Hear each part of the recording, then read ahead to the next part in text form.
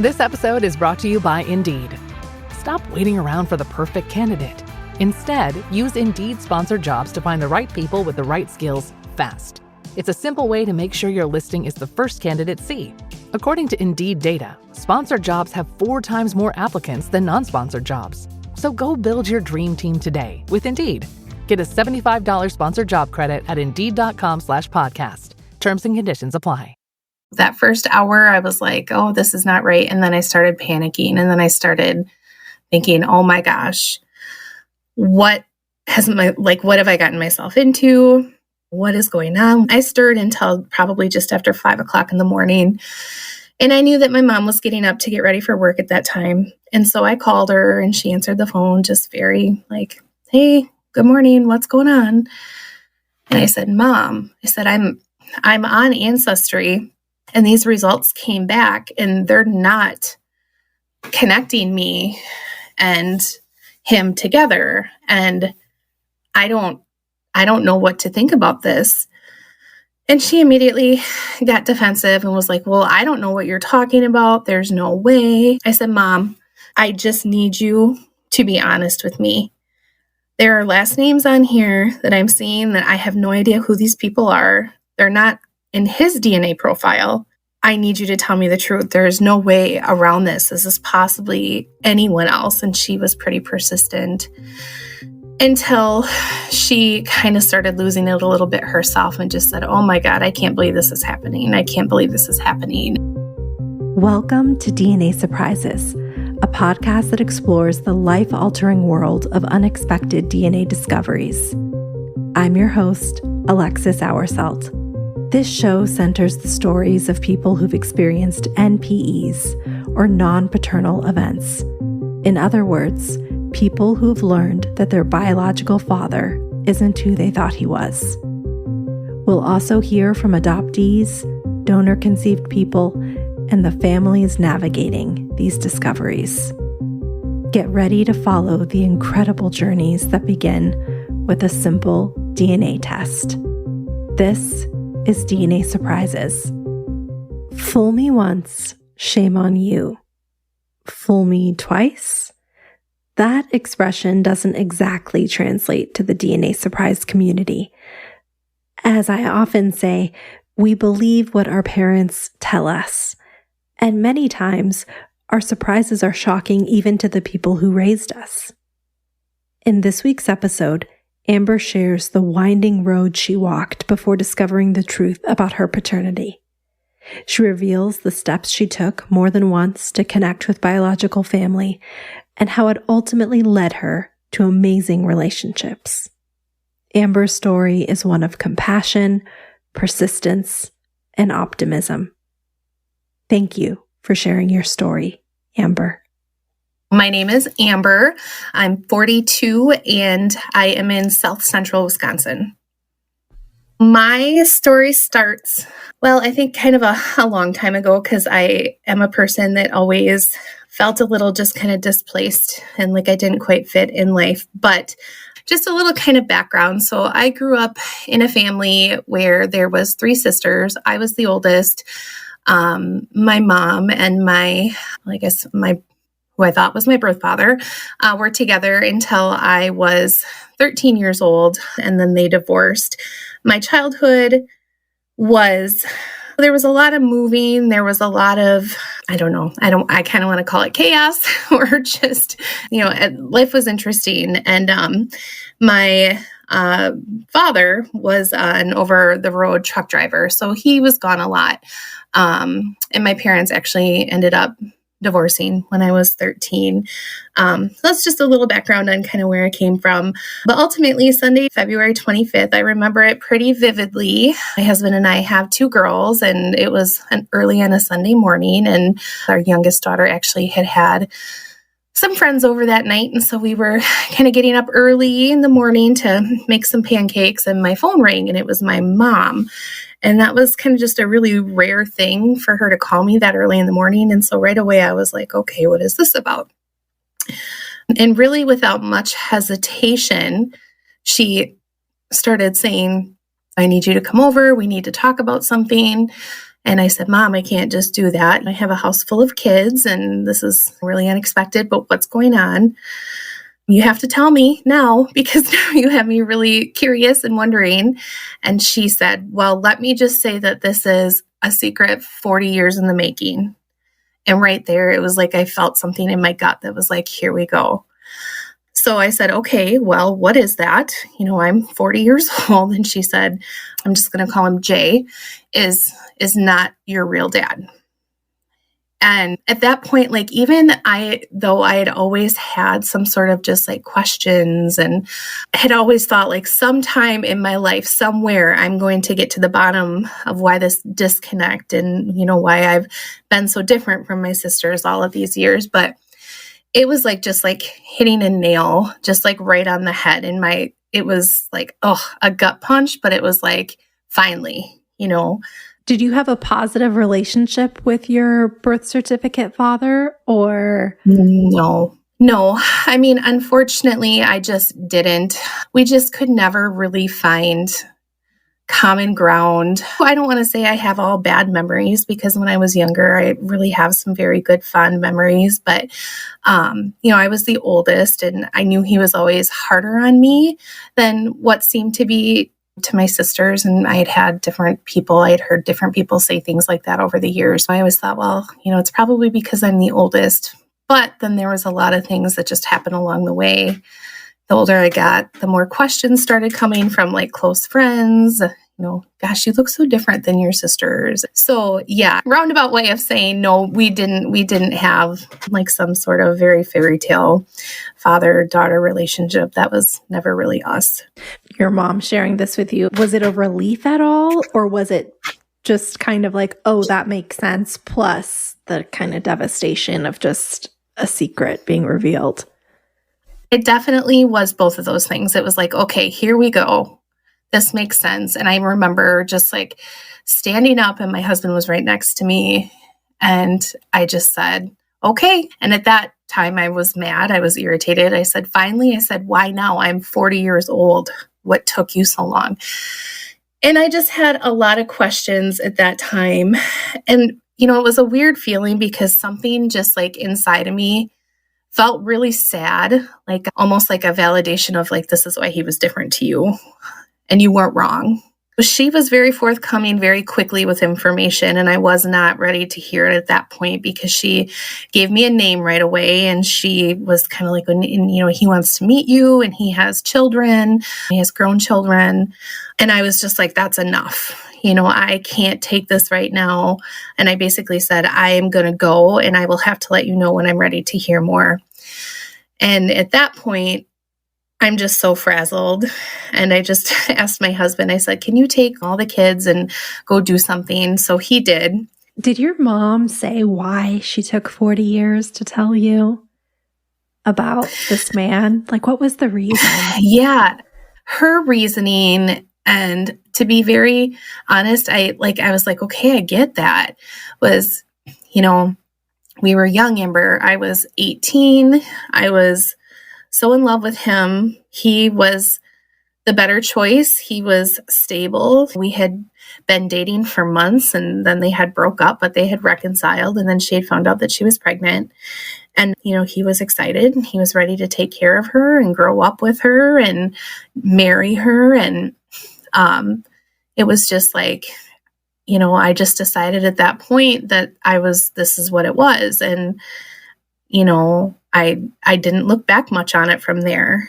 I sat on the couch what seemed like for forever, and it really was a couple of hours, just taking these few names that she had given me. And of course, jumping on social media and looking at Facebook and trying to see if I could make sense of anything. I ended up calling my mom back, and she gave me the name of one of the daughters.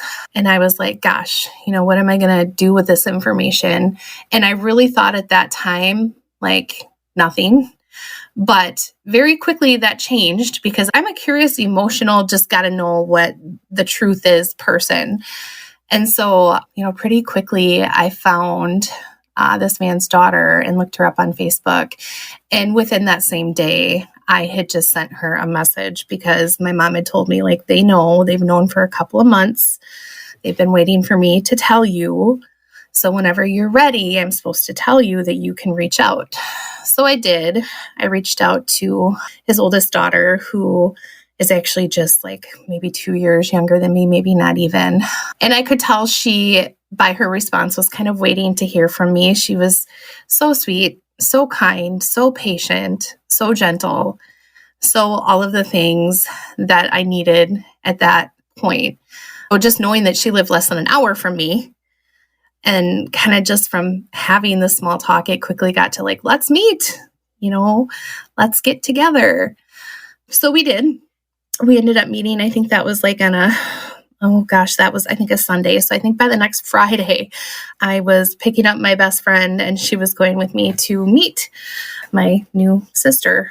So we met. It was so funny because she shows up and like we're dressed the same. We have like black sweaters on with like purses that could match and shoes. And it was just like, wow, this is wild. And we had a really good time. Of course, we were there for hours just talking. The time passed like nothing. And then she had asked me like, well, can I take a picture of us and can I send it to my dad? I was like, sure. So she did. And then just kind of slowly over the next week or two, a couple of weeks, I started just kind of reaching out. Ultimately ended up reaching out to him.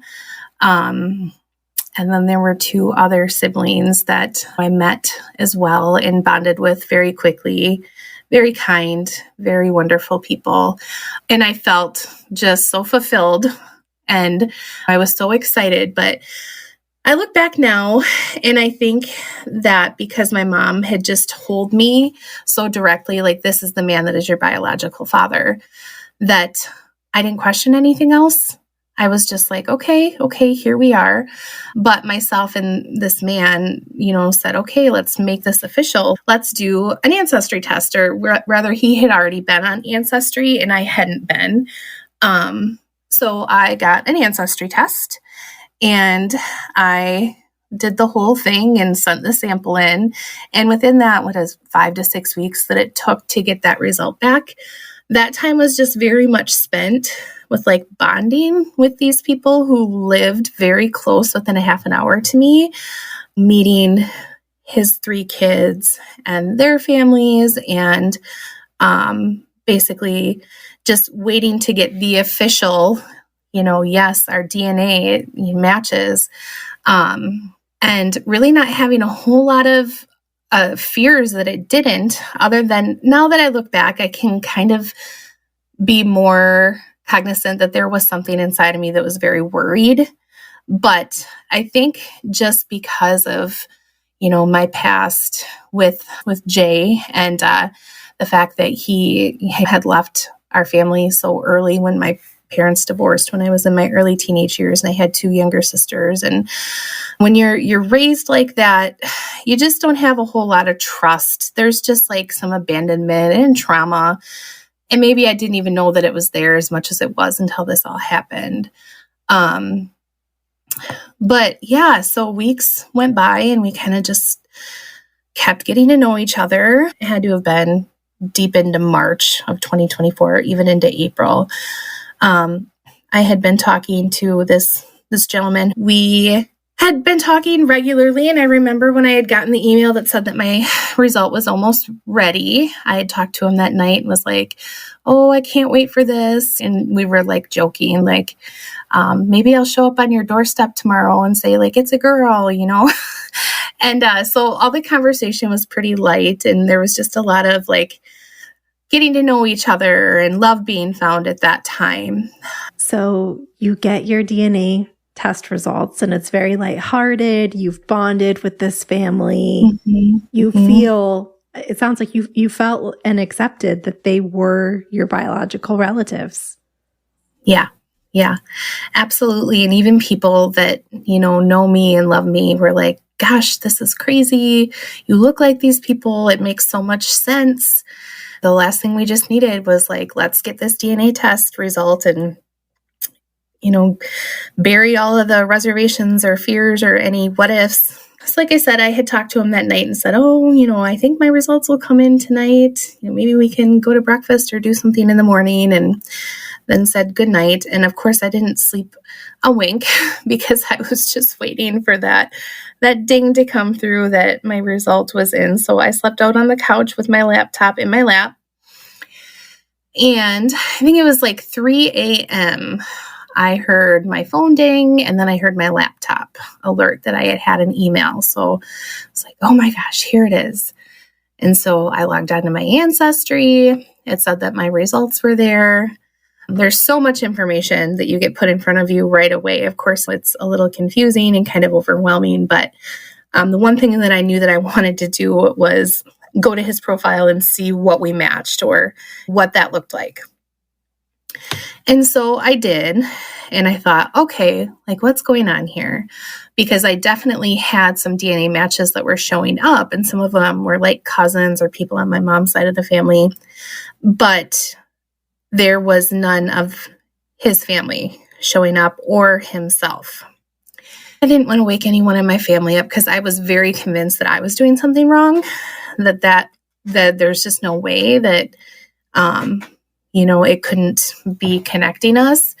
And so I logged in, logged out, went back to his profile and his youngest daughter's profile, and those words, and I can't exactly remember what they say, but it basically says like, you do not share any DNA with this person. And I was like, what? That first hour, I was like, oh, this is not right. And then I started panicking, and then I started thinking, oh my gosh, what have I gotten myself into? What is going on? I stirred until probably just after 5 o'clock in the morning. And I knew that my mom was getting up to get ready for work at that time. And so I called her, and she answered the phone just very like, hey, good morning. What's going on? And I said, Mom, I'm on Ancestry, and these results came back, and they're not connecting me and him together. And I don't know what to think about this. And she immediately got defensive and was like, well, I don't know what you're talking about. There's no way. And so I said, Mom, I just need you to be honest with me. There are last names on here that I'm seeing that I have no idea who these people are. They're not in his DNA profile. I need you to tell me the truth. There is no way around this. Is this possibly anyone else? And she was pretty persistent until she kind of started losing it a little bit herself and just said, oh my God, I can't believe this is happening. I can't believe this is happening. And was like, nope, you have to tell me. And so then she just kind of came out and said, there's only one other person it could be, Amber, and this is his name. And I couldn't bring myself to tell you to that possibility because he died 10 years ago. Mm-hmm. And so I was like, whew, okay. So she told me the last name, and I looked at my Ancestry, and sure enough, that name is all over the place. And all I said was, okay, well, that's it. I'm so sorry. Yeah, it was like the worst feeling I've ever felt in my life. I felt like so embarrassed. I felt just like so shameful. I felt so lost all over again. And I was just like physically shaking and physically ill. But I brought myself to Google this guy's name, and the first thing that popped up was his obituary and his picture. And so I woke up my husband and I said, hey, and he was just like, what is going on? And I showed him the picture that I had found online, and he looked at me and he's like, oh, honey, that's your dad. And I was just like, yep. And I broke down. Like, I've never been physically ill from feeling so much emotion, but I was just beside myself. And so that morning I just laid there and I cried and I thought, and I stared at this picture and I thought, how am I going to tell these people this? Like, how? And to say I just felt like such a fool. And I felt like I was carrying it all on me. And my husband, who has been so good through all of this, was like, this is not on you. You stop carrying that. Stop blaming yourself. This is not you. This is not on you. Did your mom check in on you afterwards, or how did you leave things with her? She really didn't. My youngest sister was probably the one that did the most checking up on me. But I feel like my mom was kind of more like, she'll talk to me when she's ready. And I did eventually. And of course, when you find something out like that, like you want to know all the things, right? Tell me everything. How could this have happened? And you didn't say anything to me that this would be a possibility. I would have had a lot different approach to meeting this whole other family if you would have told me that this could have been in the cards. And she was just very insistent that I really thought it was this guy and, you know, your biological dad and we were friends. We had mutual friends. It was a one-time thing. It was the 80s. You know, we were drinking. We were doing who knows what. I don't hardly remember it. It was kind of like we just picked up and never really talked about it again. And then that story changed a little bit when I would ask her about it later. A couple of weeks down the road, well, I did try to reach out and talk to him at one point. And anyway, all of these things. And then ultimately she ended up saying to me when I found that he passed away, I was so devastated that I just had myself just convinced that that was not possible. But I mean, I look like these people. I really do. And I don't know how she got herself convinced otherwise. But, you know, my mom battles very, very much with mental health issues, and she is bipolar. And so I know a lot of her decision making has been affected by that. That's a lot. And I can hear that you still have a lot of compassion for her, right? That you understand why she made the choices she made. You might not understand the decision behind the choices, but you understand maybe why she got to where she got. Mm-hmm. What do you do about this family that you've grown to bond with over the last month and a half, 2 months? I brought myself to sending them all like a text message later the next morning. And I don't even remember what that said at this point because it's such a blur, but I just thanked them for their kindness. And, you know, I had said, you know, I'm sure by now you guys have been able to find on Ancestry that unfortunately things didn't turn out like we thought they were and hoping that they would. And they immediately were like, it doesn't matter. We love you. Like, you're a part of this family now. And they were all so, so very sweet. I stayed very close to his oldest daughter. I mean, I still talk to her. It was just, you know, when you have that newness and that freshness of like, oh, I have this new sister, and you want to spend all of your time together, and then something happens that's causes pain. You know, we definitely were still spending time together, but time has faded and those relationships have changed, not based on anything negative, just life and kind of losing track. I think those first couple of days, we were all very convinced that this was meant to be and we were going to be close forever. And I still think that they are all wonderful people. And I do not have anything other than great things to say about all of them because they wholeheartedly were just like willing to just take me into this family. But there's a whole nother piece of this that I had to figure out for myself and figure out how I was going to do that or if I was even going to do that. Because after all of that, I just wasn't sure that I ever really wanted to know anything else about my biological father and his family. Not for any reason of them, just that I just couldn't take like a rejection or something.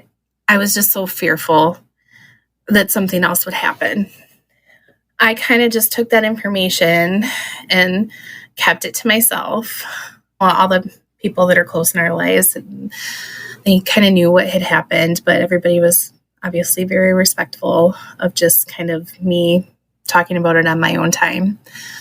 So yeah, there was a pretty good, I don't know, I think at least a couple of months.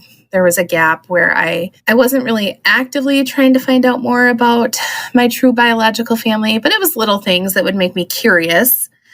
I would check in and go on social media, and I found out just from small town Wisconsin. Of course, everyone knows everyone, especially when this family and my biological dad grew up and lived within a half an hour of me. I had found out that he had passed away at, I believe it was 47. He died when he was 47. He had some fluid around his heart that led to a cardiac arrest. So it was really kind of abrupt death. I found out that my aunt, so my paternal aunt, lived in Florida, and that my grandmother also lived down there with her. And there had been a lot that had happened in their family that year as well, because my aunt, her husband had passed away actually at the end of February, and he was only in his 50s. And so there had been a big loss in the family within that year. And then ultimately I found out that my biological dad had a son and that he lived out in Arizona. And then I kind of just came to find out just by Google and social media that he was alive and well and had a family out in Arizona. And so I kind of just sat with that information and stewed on it. And it was like one day in July, actually I wrote it down, it was July 10th, 2024.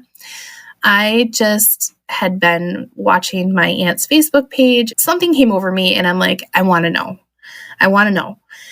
And so I allowed myself to be impulsive and I put out just a Facebook Messenger that was really vague and just, my mom's name is this, and I'm told that my biological father was your brother that you lost. And I know that's a lot of information to take in, but if you are, willing to talk more about that, I would love to.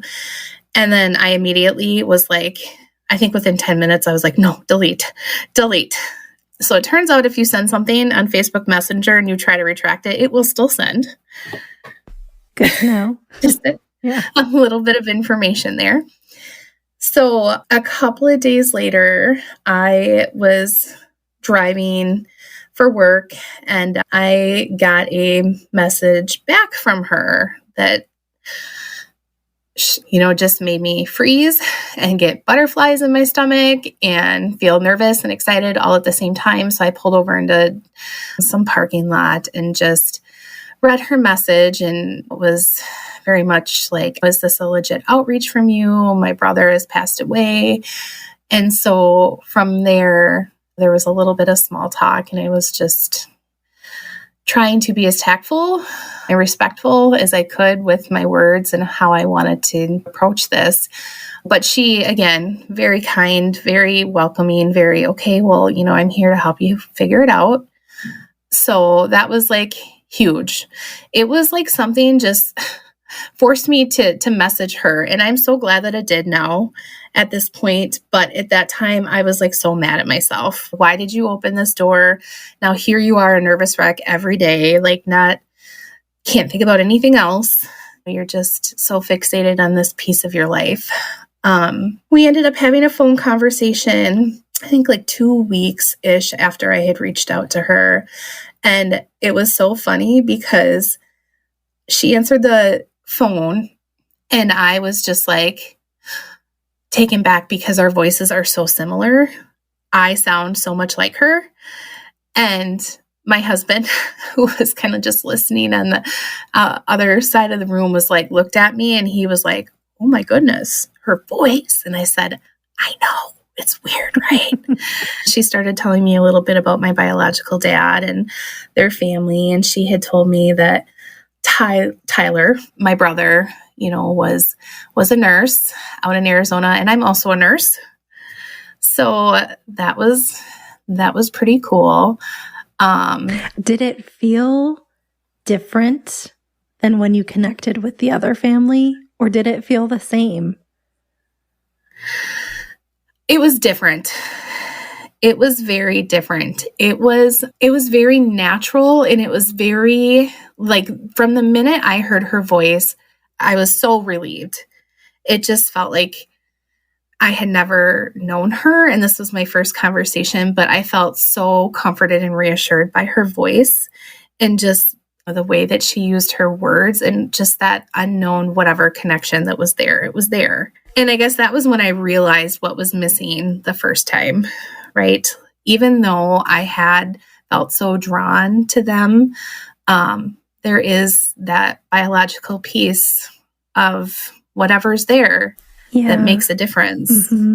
We had talked, and, at that point we had decided, no rush on things, but she was going to wait for a good time to tell my brother this information. And so she had a trip for her and my biological grandmother to go spend some time with my brother that was upcoming, I think like 4 to 6 weeks after this conversation. And so she thought, and rightfully so, I'll talk to him about it when I go out there. Well, a couple of weeks went by, and then she's like, I'm just getting so excited. I have to tell Tyler. And I said, okay. So he, like nurses do, he works a lot of crazy hour shifts, sometimes days at a time. She caught him like when he was very sleep deprived. and he, I think, was just very caught off and, was really confused. And of course, I think anyone that's been through this journey, there's some worry like, oh gosh, what kind of person is this? And how do we know that this is legit? So guarded, and rightfully so, because I had those feelings myself before I reached out. At this point in my life, my relationship with like my mom is distancing. And it's distancing not only for this reason, but for other things. I find myself stepping back and being less tolerant of some of the things that I, in the past, would have just brushed off as normal behavior. I started taking more time for me and standing up more for myself.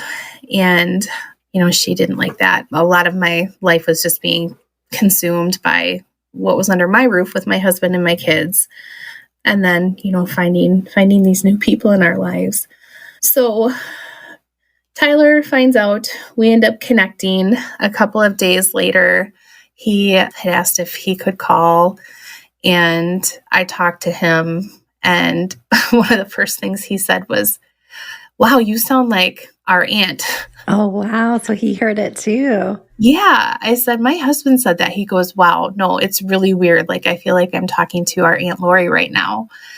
That conversation was kind of like, wow, this is crazy. Like, what do we do now? Right? Like, I don't know. So he's like, well, it's not that I don't trust what you found on Ancestry, but at this point, I'm going to do one too, and let's see. So he does an Ancestry test. Good news. Yay. I found them. He's my half brother. Were you still a little bit scared that maybe it would come back? Oh, 100%. Yeah. I was so nervous. Before I had even confidently reached out, I had talked to a DNA angel that I had connected with. And so she put this whole family tree together for me and was like, show this to her. There's just no other way. Like, this is your biological dad. So I had that to share with them, which was kind of crazy. But then, yeah, also, yay, he's my brother. And wow, here we are, right? So at that point, it was like, we have families now, like, I want my kids to know your kids, and I want to meet your kids. And so we set up just a video chat one night, him and his 2 kids and wife and my husband and I. And yeah, it was very awkward at first. I mean, it's just like, hey, how's it going? And then you're just like looking at each other and trying to see the genetic similarities, which are 100% there. His kids are younger than my kids, and they were just like so cute and giggly and getting in the screen and saying hi and running away. yeah, then it just kind of turned into more phone calls. And while my Aunt Lori and Grandma were in Arizona with Tyler, they sat down my grandma and got my grandpa on the phone and told them about me. And I ended up being able to like see her on video chat, and bless her heart, I think she was just like, wow, like she had just found this information out, and then here I am waving at her through a camera. But my grandfather, who lives about an hour away, this is probably one of my favorite parts of the story. So, my Aunt Lori and my brother Tyler had said like, well, you just wait, Grandpa is going to be very excited about this. And so, yeah, he called me, I think the same night he found out, got my address. And then the next morning, Grandpa pulled into my driveway, 80 years old, on his Harley. Oh my gosh, that is so wild. And what happens? Like, do you just run out and... Yeah, so I just kind of walked out and stood there on the porch, and he looked at me and he's like, oh, he goes, hi, Chucky, because that was my dad's name. And I was just like, hi. And he's like, oh, honey, you look like your daddy. Come here. And I was like, wow. Whoa. And he was just full of hugs and love and everything that I was so afraid of. I was so worried that they would be like, don't reach out to us. We're not interested in this. All of those things that go through your head, because you hear that not all of these stories turn out well. But as soon as I opened that door, I felt nothing but love and being just like taken in by these people. Then there's Grandpa, and he just kind of came in and sat at the kitchen table. And it just sounds like it felt really natural. It did. Yeah, it did. It was really cool. I'm still so blessed to have him. And yeah. So where are things today with everyone? Yeah. So, my grandfather goes down to Arizona every winter to spend some time with Tyler, my brother and his family. So last December, when he was flying down, I flew down with him, and I met my brother and his beautiful family and it was just like a long weekend down there, and came home, and we've just continued to kind of get to know each other. Him and his family came and stayed with us for 5 days over the summer in July. So they stayed in our home with us, and it's very natural, and I'm so very comfortable. My whole family is around them. It doesn't take a lot of effort. I feel very, very blessed. There was a big part of my life and my family that was missing. And, I have it, and it still baffles me. And I am like a very emotional person. Like, I wear my heart on my sleeve, and I'm always lots of, I love yous. And, Tyler he's very kind and very loving, but he's very not emotional like I am. So I've had to apologize and say, I'm sorry. Here comes your sister being a sister. And he just laughs at me, or like sends me a goofy emoji, or just like hearts my way over explanation of something I sent on a text message. So thankfully he seems to get me. I think my best friend said it best. She's like, you deserve that.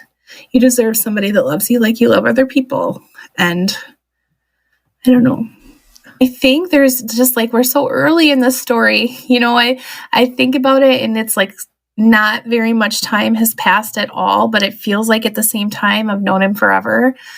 But yeah, we're getting ready to go to, my whole family are flying down to Arizona next month to spend time with him and his family. And we're already making plans for, him to come up here again with his family next summer, because our oldest daughter graduates and he wants to be here for her graduation. So yeah, I think just a lot to, unravel, and hopefully a lot of good memories to come. You're a double NPE, right? So you had this revelation. Yeah.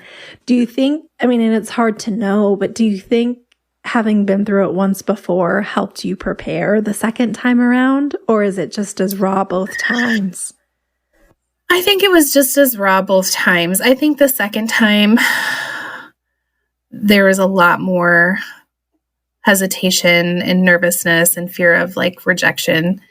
But ultimately, I'm glad I did. And I just keep thinking to myself now, gosh, if I would have sat with this and decided to not do anything with this information, I would have been missing so much. What advice do you have for a parent who is keeping a DNA surprise from their child? I think that it is so important to remember that that child will grow up someday. And there's a lot of things that is rightfully theirs to know.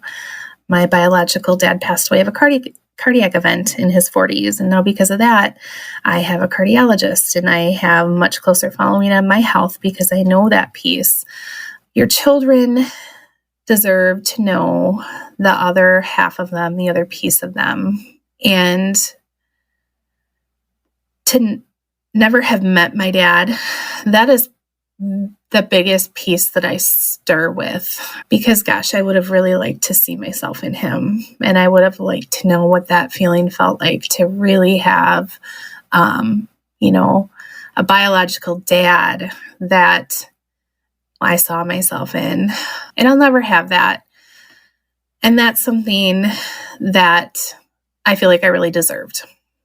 And I'm probably the most sad about that. So I just don't think it's worth keeping a secret. It seems so heavy, but I mean, things will work out. They will. And no matter what comes from it, it's information that everybody as a human deserves to know.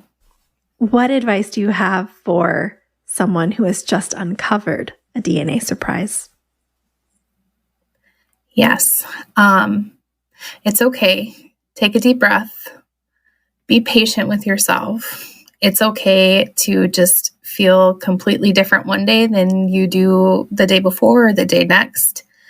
There are days where that's all you can think about and you can't focus. And then there's other days where you just almost want to forget that it's even a part of your life. But just be patient and be kind with yourself. Know that this is not your fault. And I think that's it. Amber, thank you so much for joining me today, for sharing your story. What a roller coaster you've been on, but I'm so happy for you that, overall it was a positive outcome. And I hope that your connections with your family just continue to grow. Yeah, me too. Thank you. Thanks again to Amber for sharing her story. If you have a DNA surprise that you'd like to share, please submit your story at dnasurprises.com. And for early ad-free access to episodes, join me over on Patreon at patreon.com/DNA Surprises. Until next time. DNA Surprises is hosted, produced, and edited by me, Alexis Auersalt. It is mixed and mastered by Josh Auersalt of Siren Recording Studios.